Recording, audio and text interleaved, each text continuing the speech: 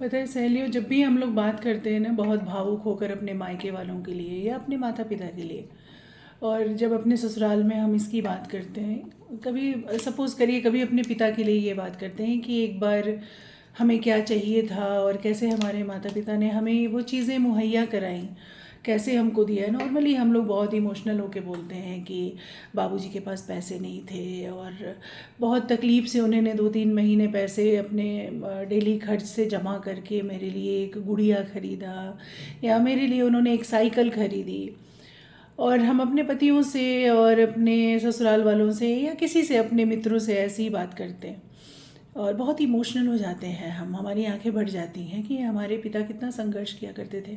हम middle class लोग हैं और हम लोग कितना बजट में हमने अपनी सारी जिम्मेदारी उठाई, हमारे माता पिता ने कितनी जिम्मेदारी से सबका काम किया। अपनी सारी लाइबिलिटीज़ ख़त्म करने के बाद आज उन्होंने बुढ़ापे में एक मकान बनाया और अब वो सुख की ज़िंदगी जी रहे हैं। हम ऐसी बातें करते हैं अपने घर वालों से, लेकिन जब पति हमारा हमारे लिए कुछ नहीं कर पाता है ना, कभी कभी कभी खर्चे बहुत बड़े हो जाएं, या मान लीजिए कभी इनकम टैक्स देना हो, या कभी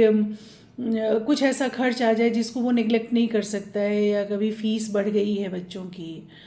महंगाई बढ़ गई है और वो कभी बजट से थोड़ा सा उसको खुद को स्ट्रेच करना पड़ता है, थोड़ा ज़्यादा कुछ करना पड़ता है ना। और हम जब उनसे कोई चीज़ डिमांड करते हैं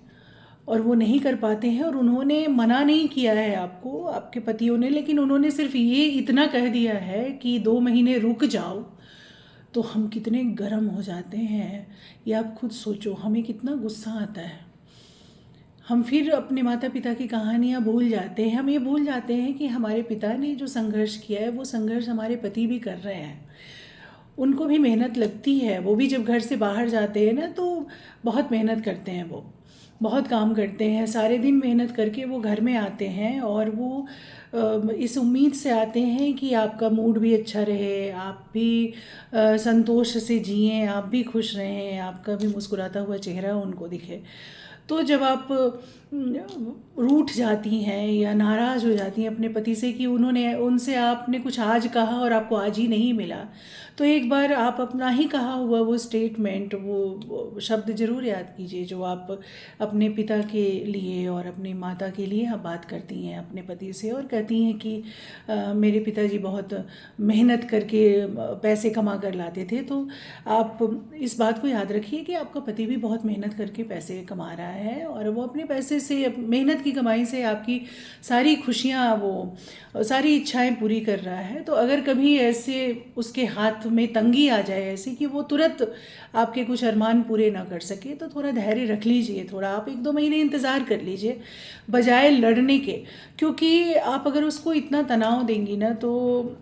वो फिर ऑफिस, घर से तो वो ऑफिस बहुत